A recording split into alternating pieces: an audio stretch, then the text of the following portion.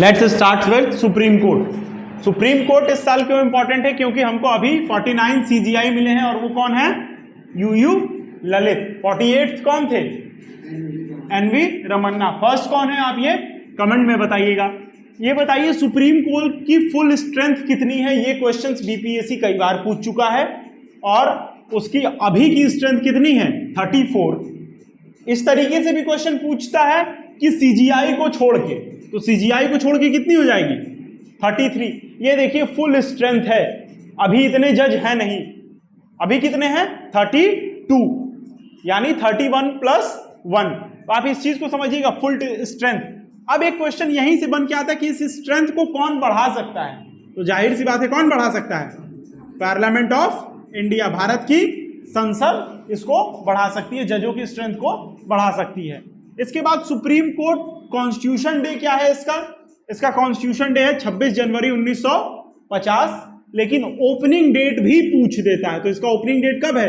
एक दिन बाद 28 जनवरी 1950 को। इसके बाद आप आ जाइए, हमारे यहाँ सुप्रीम कोर्ट कैसी है? स्वतंत्र है और इंटीग्रेटेड है। इंटीग्रेटेड का क्या मतलब है कि supreme court, high court, district court, ये क्या है? ऐसे हैं, इसी को कहते हैं इंटीग्रेशन। हमारे यहाँ कोर्ट क्या है? एक है। और हाईएस्ट कोर्ट ऑफ अपील क्या है? Supreme court. सुप्रीम कोर्ट के और क्या क्या काम है? तो हमने पढ़ा है क्या? इंटरप्रिटेशन ऑफ कॉन्स्टिट्यूशन, संविधान की व्याख्या कौन करता है? Supreme court. संविधान की गारंटी कौन देता है?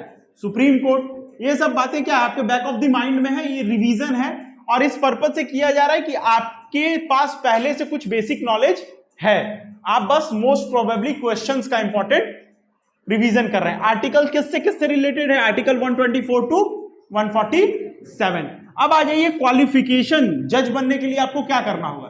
अब आप देख रहे हैं इतना सारा पावर है आपके पास, भाई जज बनना चाहिए ना सबको, तो क्या क्या करना होगा? पहले सिटीजन ऑफ इंडिया हो। क्वेश्चन फंसाने के लिए पूछ देता जन्म से आप भारतीय नागरिक हो, ऐसा कुछ नहीं है, बस आप भारतीय नागरिक होने चाहिए। कैसे आप भारतीय नागरिक हुए हैं इसमें कोई मेंशन नहीं है।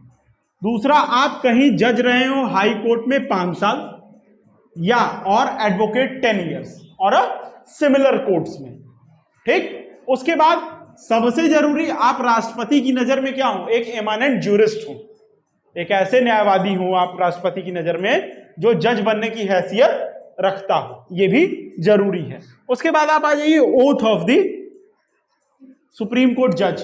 अब यहां पे जज की मैं बात कर रहा हूं तो CGI और जज दोनों इंक्लूड हैं, ठीक है। जजेस की पूरी बात हो रही है, CGI अलग से नहीं। तो ओथ कौन एडमिनिस्टर करेगा? शपथ दिलाएंगे president, administered by president, appointed by president. भाई शपथ वो दिला रहे तो अपॉइंट भी वही करेंगे, लेकिन रिकमेंडेशन पे करेंगे। किसकी रिकमेंडेशन पे करेंगे? कोलेजियम की। कोलेजियम में कितने लोग होते हैं? 5 लोग। 1+4 क्यों कर रहे हैं हम? पहले चीफ जस्टिस ऑफ इंडिया होते हैं प्लस 4 सीनियर मोस्ट जज होते हैं और वो कहते हैं सर से कि सर आप CGI या जज नियुक्त करिए, उस हिसाब से ये होता है, ठीक। तो करता कौन है? अगर कोई पूछ दे अपॉइंटमेंट कौन करता है तो प्रेसिडेंट। हाँ, on the recommendation of collegium करते हैं, ये अलग बात है। तो आपसे अगर रिकमेंडेशन ना पूछे, सिर्फ पूछे कौन करता है, अपॉइंटेड बाय हुम, तो उसका आंसर क्या होगा?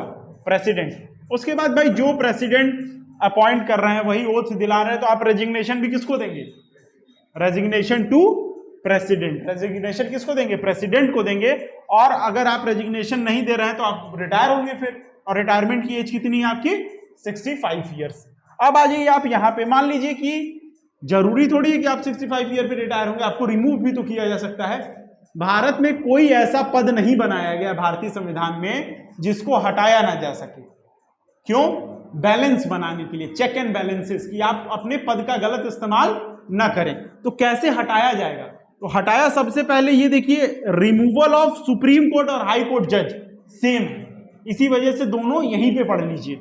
सबसे पहली चीज, इसका बेस क्या होगा? On which basis?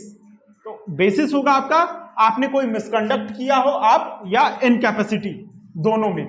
अब इसमें देखिए ये है 124 का सब आर्टिकल 4 और 124 का सब आर्टिकल 5।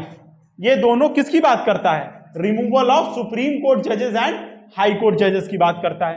अब आ जाइए प्रोसीजर, कैसे हटाया जाएगा? तो प्रोसीजर यही है कि स्पेशल मेजॉरिटी यानी 2/3 प्रेजेंट एंड वोटिंग से दोनों हाउसेज में पास हो। बोथ हाउसेज का मतलब राज्यसभा और लोकसभा, और राष्ट्रपति उस पर साइन करें। और ये सारे प्रोसीजर्स कैसे होने चाहिए? 1 सेशन में कंप्लीट होने चाहिए।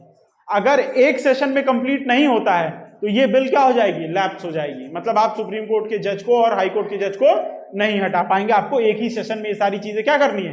कंप्लीट करनी है सारा प्रोसीजर।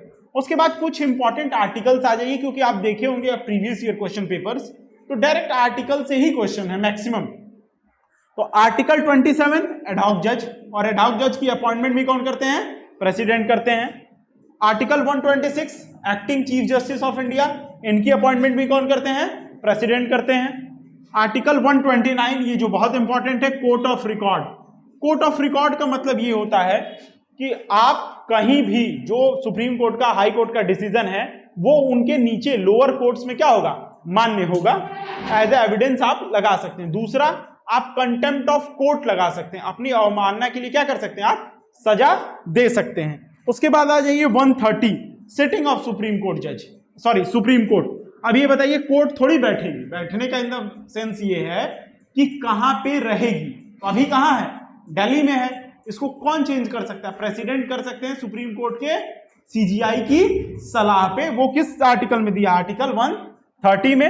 137 ये कहा है कि सुप्रीम कोर्ट अपने ही डिसीजंस को क्या करेगा? रिव्यू करेगा। और आप देखे होंगे काफी बार ये होता भी है। उसके बाद article 143 power of president to consult supreme court जज, सॉरी सुप्रीम कोर्ट। हमने ये पढ़ा था जब प्रेसिडेंट पढ़ा था कि प्रेसिडेंट क्या करते हैं? एडवाइजर लेते हैं। किससे? सुप्रीम कोर्ट से। तो एडवाइजरी यहां पे सुप्रीम कोर्ट किसका काम कर रही है? एडवाइस देने का। तो ये कैसी बॉडी हो गई? एडवाइजरी बॉडी हो गई। इसी के साथ हमारा क्या है? ये सुप्रीम कोर्ट का पार्ट पूरा खत्म होता है।